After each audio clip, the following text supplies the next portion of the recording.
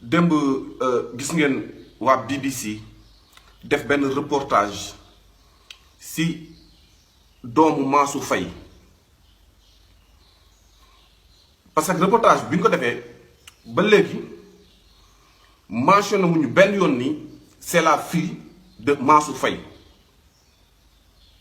te ñépp xam ni Sénégal fii ñépp xam ni Sénégal munoo fi am yenn âge yi bëgg réussir comme boy bi te nekkoo ci yenn famille yi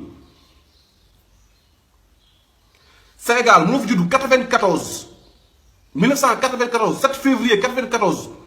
munoo ko juddu fii Sénégal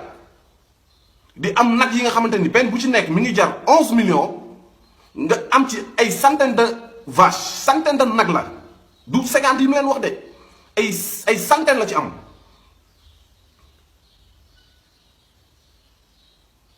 Sénégal munoo fi juddu 7 février 1994 am lu nu mel ci société munoo fi juddu 7 février 1994 Sénégal di jënd kër à 100 millions francs CFA yu tojul bënul liquide xam gars yi dafa mel ni ay dof la ñuy waxal quoi dafa mel ni ay dof la ñuy waxal BBC lan moo tax mu dem def ci reportage bi en fait lan moo tax lu toll nii xale bu ndaw am ko fii ci Sénégal benn fii bu judd 7 février 1994 nekk xale bu jigéen bu ëpp xaalis ci Afrique ouest benn journaliste Sénégal xam nga ba ay tubaab di jógee ca Angleterre ñëw di def ay reportage fii c'est parce que ngeen xam ne am na lu ci xew lu nekk ci suuf la moo tax reportage bi accordé wuñ ko benn presse bu nekk fii ci Sénégal parce que xam nañ ni presse Sénégal yi dañoo mën a wax te kër Mansour Faye ku fa dugg da nga naan nekkoo Afrique je dis bien nekkoo Afrique. BBC moo def reportage bi ñëw bi mu ñëwee dégg ngeen bu baax li xale bi wax dama jàng ba 2012 laa am bac ñu yóbbu ma États-Unis mais 2012 nga am bac rek ñu yóbbu la États-Unis c'est parce que yow waroon xam ni am na lu nekk ci suuf. gars yi ñu baal ma ci woote bi 2012 nga am bac rek ñu yóbbu la États-Unis war nañ xam ne am na lu nekk suuf parce que 2012 la ñu doog a ñëw au pouvoir xale bi Marème Faye Sall mooy tàntam Mansour Faye ministre des infrastructures nga xam ne lépp lu fi mës a jaar ci ministère bu am doole moom lañ ko jox mooy bàyyi kan mooy ay ndijaayam ay Adama Faye ay Iba Faye ñoom ñooy ndijaayam nga am bac en 2012 ñu yóbbu la États-Unis en 2012 nga dem defi ci sa master nee nga master nga am si ay gestion wax comme ay kii finance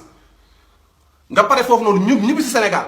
nga ànd ak sa papa benn fois France après nga ne nga fekk boobu sa papa amoon na ay 10 nag nga ne ko waa papa lii de neex na ma mun la aywa nañ investir si ça c'est faux prête non nga prête non société bi Mansour Faye moo ko moom au fait xaalis bi nga xamante ni fa mu jaar xaalis bi nga xamante ni mi nga doon jël ci ndoddu askan wi nga xamante ni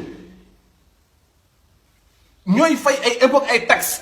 xaalis boobu la jël ubbeek ay société am parce que avant ñëpp xam nañ ni Mansour Faye lam yoroon ak lam yoru woon avant amul woon kër fii à Saint-Louis avant ñu nekk ci pouvoir bi Mansour Faye amu fi kër